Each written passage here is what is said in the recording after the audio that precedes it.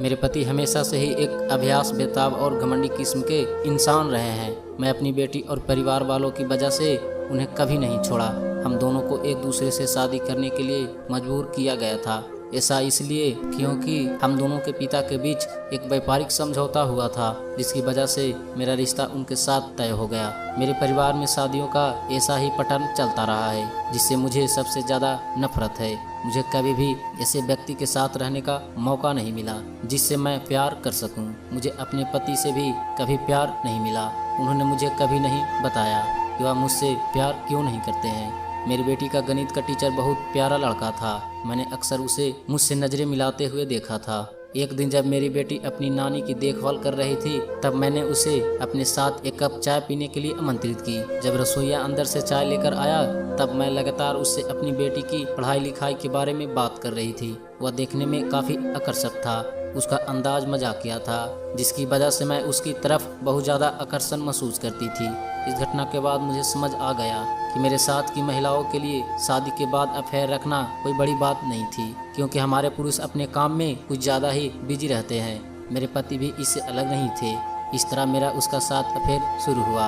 अपनी बेटी के टीचर के साथ एक्स्ट्रा मैरिटल अफेयर रखने पर मुझे कोई पछतावा नहीं है। ऐसा इसलिए क्योंकि मुझे एक ऐसे व्यक्ति से प्यार और अटेंशन मिल रहा था जो जानता था कि महिलाओं को खुश कैसे रखा जाता है। वह न देखने में काफ़ी सेक्सी था, बल्कि उसने मुझे शारीरिक संबंध बनाते हुए कामों का अच्छा भी महसूस कराया। जब घर में कोई नहीं था तो हम दोनों साथ में काफ़ी अच्छा समय बिताते थे। मैंने सुनिश्चित किया इस दौरान मैं अपने घर में घरेलू सहायिका नहीं रख सकती, क्योंकि वह हमारे अफेयर के बारे में मेरे पति को बता सकती थी। भगवान जाने फिर वह क्या करेगा। 36 साल की उम्र में मुझे प्यार और जुनून मिला, जिसने मुझे सबसे ज़्यादा खुशी का अनुभव कराया। लेकिन जैसा कि हर सामान्य अफेयर की कहानी में होता है, एक दिन मेरे पति ने मुझे पकड़ लिया। ऐसा तब हुआ जब मैं और मेरा प्रेमी एक दूसरे को अपनी कल्पनाओं से भरी कुछ सेक्सुअल तस्वीरें भेज रहे थे। इस दौरान मैंने अपने पति और बेटी के घर वापस आते हुए की आवाज़ सुनी। मैं काफ़ी जल्दी में थी, जिसकी वजह से मैं उनका अभिवादन करने के लिए अपना फ़ोन अपने बिस्तर पर रखकर नीचे चली गई। मैं उन्हें बातचीत में शामिल करने की कोशिश कर रही थी कि मेरे पति वॉशरूम इस्तेमाल करने के लिए बेडरूम में चले गए। मैं एकदम से डर गई और उसका पीछा करते हुए कमरे की तरफ बढ़ी। मैंने देखा उसके हाथ में मेरा फ़ोन था। वह उसे लगातार स्क्रॉल कर रहा था। यह सब देखकर मैं काफ़ी चौंक गई। मुझे लगा कि मैं इतनी बड़ी गलती कैसे कर सकती हूँ।